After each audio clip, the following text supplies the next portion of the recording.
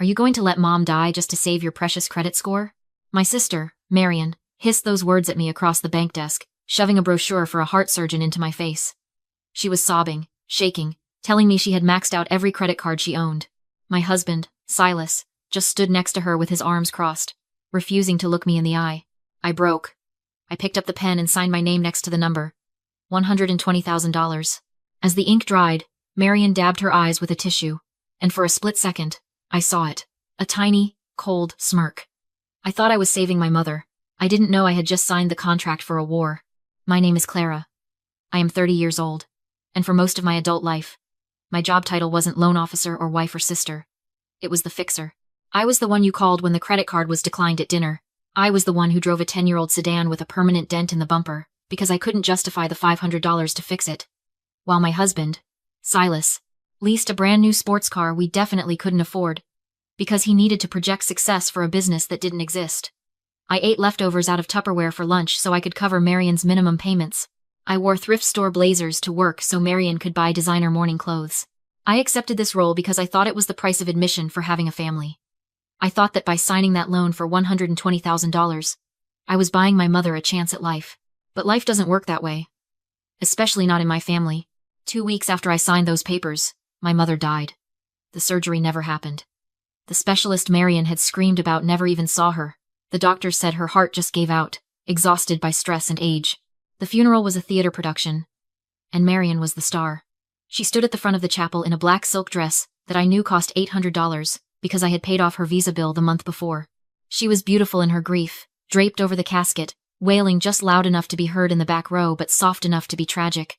Everyone who walked by whispered about what a devoted daughter she was, how she had managed everything until the very end. And me? I wasn't at the front. I was in the hallway of the funeral home, writing a check to the caterer because Silas had forgotten his wallet. Again, I walked back into the reception hall, my hand cramping from signing checks all morning. I spotted Silas near the bar. He wasn't greeting guests. He wasn't comforting me. He was holding a glass of red wine up to the light, swirling it with a look of pure disdain. "Clara," he said as I approached, not lowering his voice. "Did you pick this wine? It tastes like vinegar. I told you we should have gone with the reserve bottles." "It is embarrassing. It is a funeral, Silas," I whispered, feeling the heat rise in my cheeks. "Nobody is here for the wine. Marion thinks it is cheap." He shrugged, taking another sip anyway. "She says Mom deserved better." I looked across the room. Marion was holding court with our relatives, dabbing her dry eyes with a lace handkerchief. She looked over at me, not with sympathy, but with an expectant raise of her eyebrows. She pointed subtly to the empty tray of hors d'oeuvres. She wanted me to go get more. She didn't see a sister who had just lost her mother. She didn't see the woman who had just signed away her financial future to save a life that was already gone. She saw a staff member. She saw a wallet. I turned away and walked toward the kitchen to refill the tray. I told myself I was doing it because I was the strong one. I was the capable one. I told myself that the $120,000 sitting in that joint account would be returned to the bank now that Mom was gone.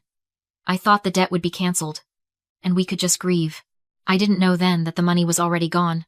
I didn't know that while I was serving crab cakes and apologizing for the wine, Marion and Silas were already planning how to spend the inheritance I didn't even know I had given them. I was the invisible ATM, and I had just authorized the final withdrawal. It took exactly 32 days for the illusion to shatter. I was sitting at my desk at the bank, reviewing a client's mortgage application, when my own phone rang. It was the collections department from the lender, holding the $120,000 loan. "Miss Clara," the representative said, her voice professional and detached. "We are calling to inform you that the first auto draft payment has been returned for insufficient funds." My stomach dropped. That account was supposed to have the full principal amount sitting in it. The surgery hadn't happened. The money shouldn't have moved. I hung up and logged into the joint account app. I typed the password with cold, stiff fingers. I expected to see a bank error. Maybe a hold on the funds. Instead, I saw a zero balance. And right below it, a single transaction dated 2 days after Mom's funeral. Outgoing wire transfer. Riverside penthouse escrow. The air left my lungs. They didn't pay the hospital. They didn't pay the funeral home. They bought a house. I didn't call them. I drove. I drove straight to the Riverside complex, the most expensive new development in the city. I bluffed my way past the doorman and took the elevator to the top floor. The doors opened directly into the foyer. The smell hit me first, fresh paint and expensive lilies. Marion was there, standing in the middle of a sun-drenched living room that was bigger than my entire apartment. She was holding a glass of champagne, directing movers where to place a white velvet sofa. Silas was on the balcony, leaning over the railing, looking like he owned the city. "Clara!" Marian beamed when she saw me, as if I were arriving for a tea party. "You found us! Isn't it gorgeous? The light in here is healing. It is exactly what I needed after everything." I held up my phone, the bank transaction glowing on the screen. "You bought a penthouse.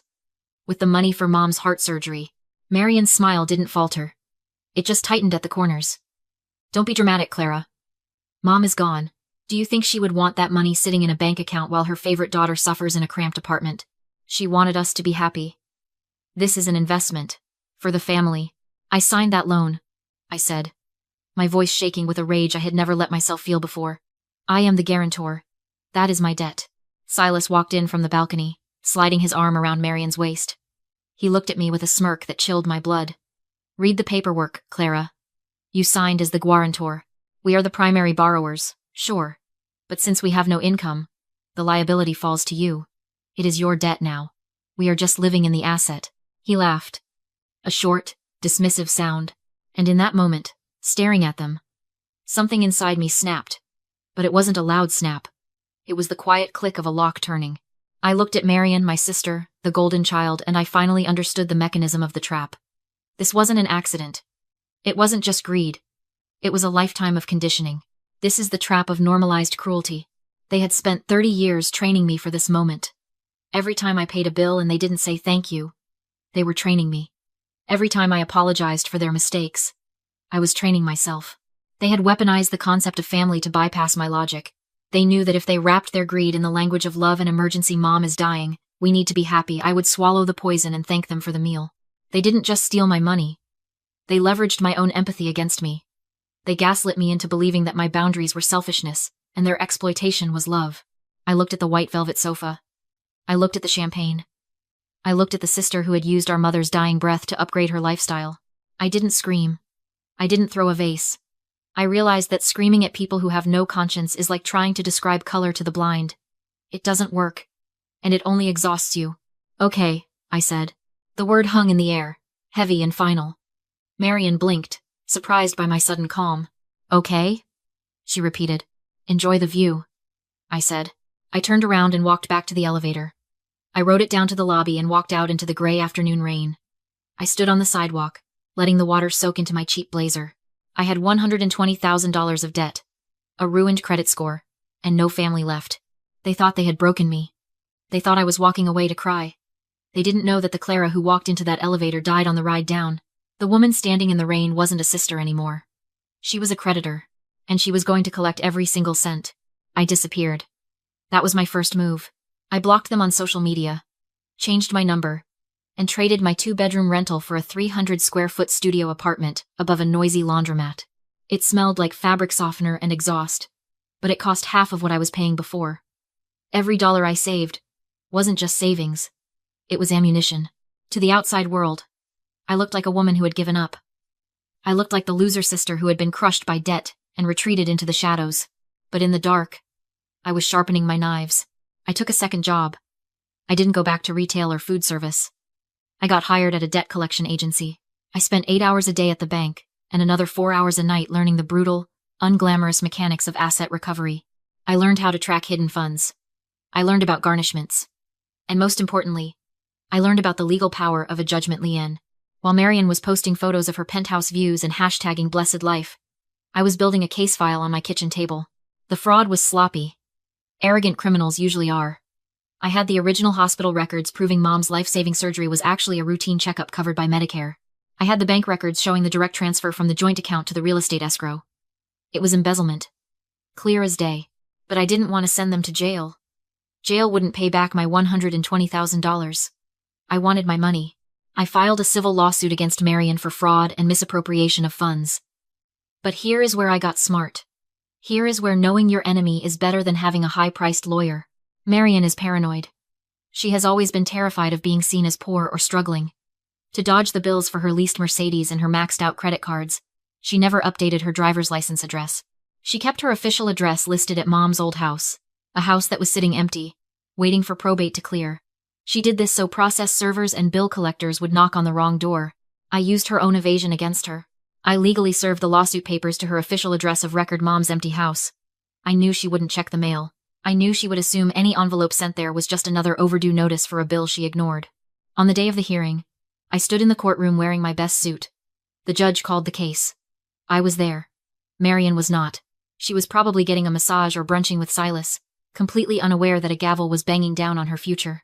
Because she failed to appear, the judge granted me a default judgment. I won.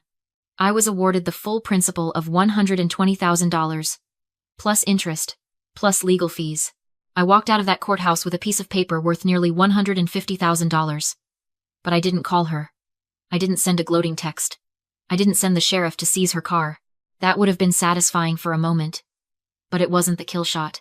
I took that judgment straight to the county clerk's office. I paid the filing fee and registered a lien against the title of the Riverside penthouse. It was a silent trap. A landmine buried deep in the paperwork of her most prized possession.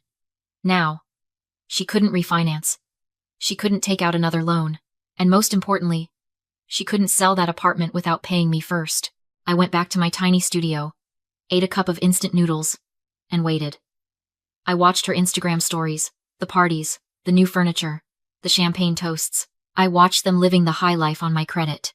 And for the first time in my life, I didn't feel jealous or angry. I just felt patient. They were fattening themselves up. And I was the butcher waiting for the bill to come due. 6 months later, the trap was ready to spring. I had been monitoring Marian's credit report like a hawk. It was a disaster. Maxed out cards, missed payments, collection notices.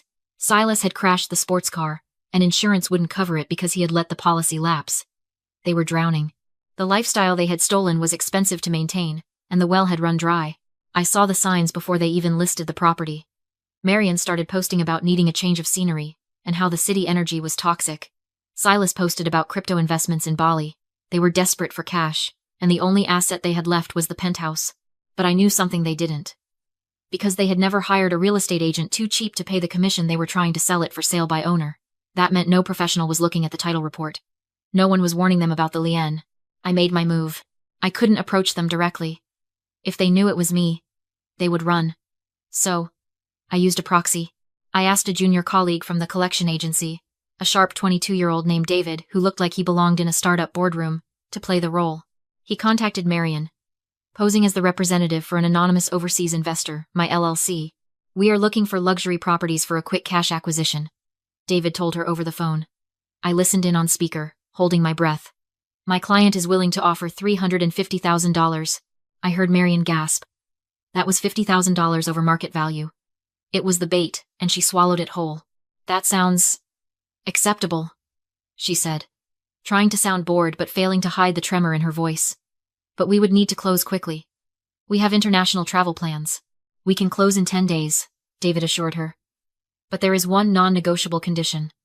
My client requires immediate possession. The property must be completely vacant at the time of signing, keys handed over, all personal belongings removed. If there is a single toothbrush left in that apartment, the deal is off." "Done," Marian said instantly. "We can be out by Friday." It was almost too easy. Greed blinds people. It makes them sloppy. Marian didn't ask why the investor was anonymous. She didn't ask for a deposit. She just saw the number $350,000 and started spending it in her head. For the next week, I watched from a distance as my trap tightened. I saw the moving trucks outside the building. I saw Silas selling their designer furniture on Facebook Marketplace for pennies on the dollar because they needed to clear the space fast. They were liquidating their entire life. They were burning their bridges, convinced they were about to walk across a golden one. I checked the group chat, the one they hadn't bothered to remove me from because they assumed I was irrelevant. Marian was gloating. "Sold it for a huge profit. We're moving to Bali first class. Finally leaving this miserable city, and all the dead weight behind. Winning." I stared at the text. Dead weight. That was me. I didn't reply. I forwarded the screenshot to the title officer handling the closing. On signing day, I wore my best suit. In the mirror, I didn't see a tired, debt-ridden sister anymore. I saw a woman who owned her future. I parked across from the title office and watched Marian and Silas arrive in an Uber. They'd already sold the car. Resort outfits, vacation swagger. They had no idea they were walking into a cage. I gave them 10 minutes. 10 minutes to get comfortable. 10 minutes to sign away the deed. 10 minutes to believe they'd won. Then I walked in. Briefcase in hand, judgment inside. Lien release in my pocket. The waiting room had that expensive, hushed silence where fortunes change hands. Through the frosted glass, Marian was performing confidence for the title officer, Mr. Henderson, while Silas lounged beside her. "It's about vision," she said. "Clara warned me not to buy. Poor thing, worker bee mindset. She's probably in a cubicle eating ramen while we retire at 32. Silas smirked. "Wire it to the offshore account. Our flight's at 4. Mr. Henderson slid the closing documents over. "Sign here, here, and here. This transfers the deed immediately." Marian signed like a celebrity. Silas signed like a thief who thought he'd gotten away with it. "Done," Marian said. "Hand out." "So, wire confirmation?" Mr. Henderson didn't shake. He slid over the settlement statement. "Final disbursement breakdown." Marian scanned for the big number, then froze. "What is this?" she whispered. "It says 0. Silas snatched it. "Impossible. The sale was $350,000. "It was," Mr. Henderson said evenly. "But the title search revealed a recorded judgment lien $145,000, including interest and fees. Then your existing mortgage $200,000, plus closing costs." He tapped the bottom line. "After satisfying secured debts, your proceeds are 0. You actually owe filing fees. But the buyer agreed to cover them. To complete the closing." Marian shot up. "Who put a lien on my house? That's fraud. I'll sue." "It's not fraud, Marian," I said. I opened the door and stepped in. The room went airless. They turned, expecting the sister they used to bully, and found someone else. Tailored charcoal suit, leather briefcase, calm eyes. "Clara?" Marian breathed. "What are you doing here?" "I'm the creditor," I said, walking to the table. "And the buyer." Silas laughed, panicked. "You don't have money. You're broke." "I was broke because I was funding your lifestyle," I said. "But I saved. And I sued." "You missed court, Marian. You were too busy shopping. The judge gave me everything."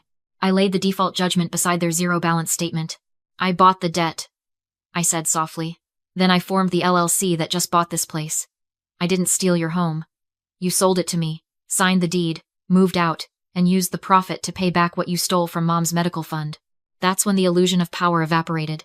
For years, they wore confidence like designer clothing built an identity on having, not being.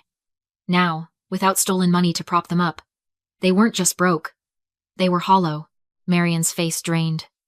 She looked at the signed deed, the suitcases, the trap, and realized she'd built it, stepped into it, and locked the door herself. "We sold everything," she gasped. "We have tickets to Bali tonight." "Cancel them," I said. "You can't afford the ride to the airport." Silas lunged for the paperwork. "Rip it up." A security guard stepped in and clamped a hand on his shoulder. Silas shrank instantly. "It's recorded," Mr. Henderson said, closing the file. "The property belongs to the LLC." Marian's voice cracked. "Clara, please. We have nowhere to go. You can't do this." "I didn't," I said. "You did. I just balanced the books." She grabbed my sleeve, mascara running. "We're sisters. Think about Mom. She'd want forgiveness." I covered her hand with the judgment copy. "Mom isn't here. And you used her name to steal from me. That wasn't an accident. It was a choice." I stepped back. "You told me to learn how to carry the family." "I did. I carried your debt away. We're even. This isn't revenge, it's accounting." I nodded to security. "Escort them out. They have no legal right to be here." They were marched out, still yelling, still blaming, still refusing to accept consequences. When the elevator doors closed, it felt like a lock clicking shut. I turned to Mr. Henderson. "I'll take the keys now." That afternoon, I walked through the empty penthouse echoes of their greed still in the rooms. On the balcony, I finally took a breath without anxiety. Debt cleared. Lien satisfied. Asset secured. I didn't keep it. I sold it the next week, took the clean profit, and put it into a Trust My Freedom fund. Later, I heard Marian and Silas ended up in a motel, tearing each other apart without money to glue them together. But I don't track them anymore. I don't check their credit. I don't answer unknown calls. Silence is expensive. It cost me years and $120,000. But the peace I have now? Worth every penny. Have you ever trusted family only to learn you were their retirement plan? Tell me in the comments. I read everyone.